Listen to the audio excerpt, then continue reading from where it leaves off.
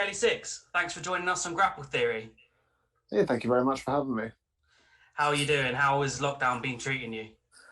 Yeah, it's not been that bad, honestly. I know a lot of people have struggled with it, and I've struggled at certain points, but I I don't like going outside that much, aside from Yeah. wrestling.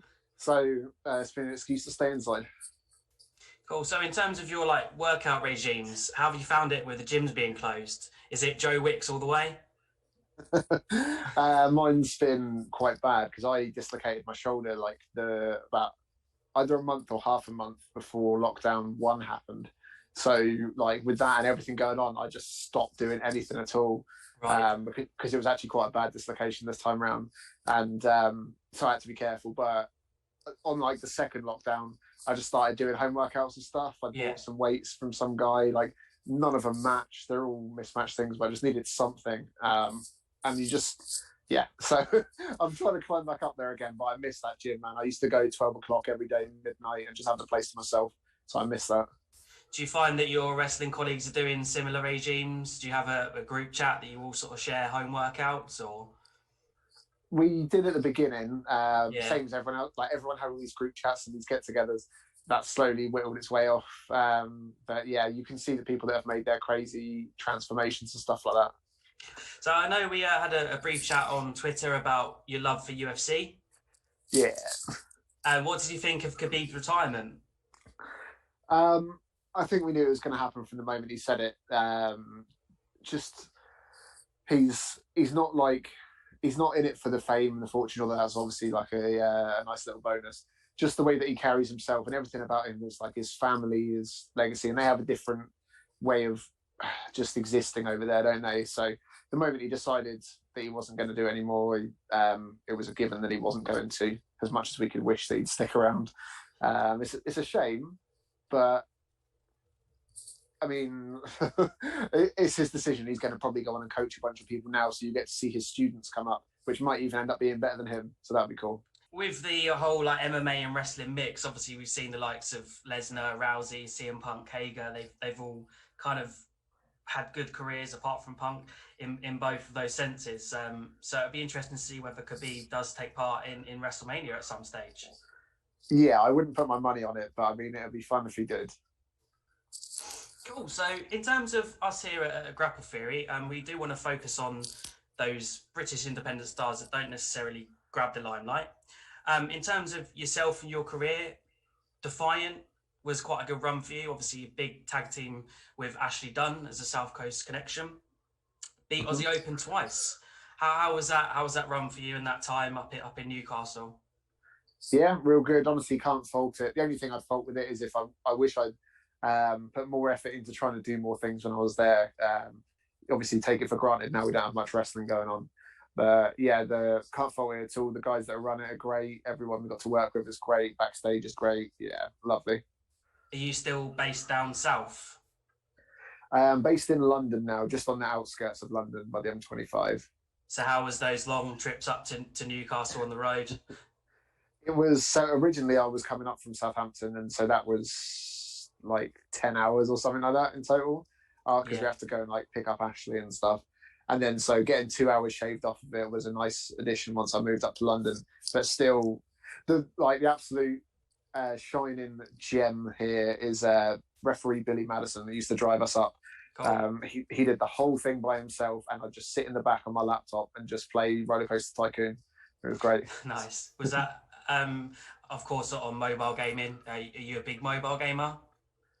Not, so I keep trying to be, but they're just not good. I'm afraid there's not that many of them.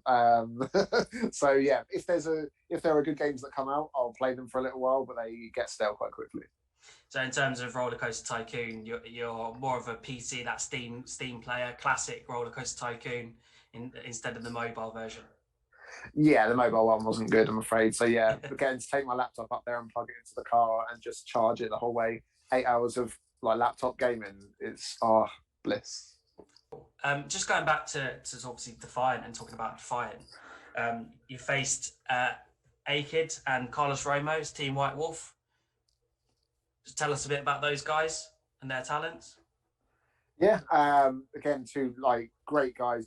I judge people a lot on how they are as people more than like how they are as wrestlers. And yeah, we obviously know they're great wrestlers. But yeah, they were both fantastic people just to be around. Really hard workers, and you can see it's paying off for both of them now. Like you got A-Kid going to WWE NXT UK, and Carlos as well had like completely remade himself, and it kind of went under the radar a bit before, but he remade himself, like changed his whole outlook and his all of his, essentially just like his offense and everything changed up. And I think he'll have like a real good time when wrestling comes back. Sure. I mean, obviously, there's a lot of you guys that have aspirations of NXT UK. Would you say that's your goal, your main goal at the moment, is to try and get there, or just play your trade around the British independents, and really when that gets back going, making your name? Obviously, I should ask you about your shoulder injury first. Really, is it recovering well?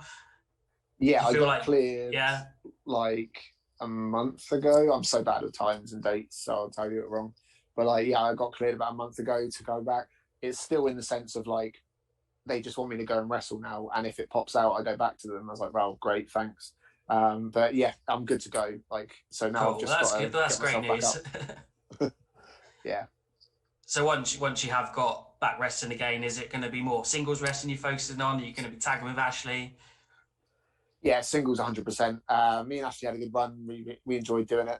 But we both definitely have different philosophies on wrestling. I've said this a million times. We love doing singles matches, like, and maybe that's against each other, who knows? But yeah, singles for sure. Cool. Do you think you will return to Riptide when Riptide comes back as well? I'm based in Worthing, which is near Brighton, so Riptide's our local promotion.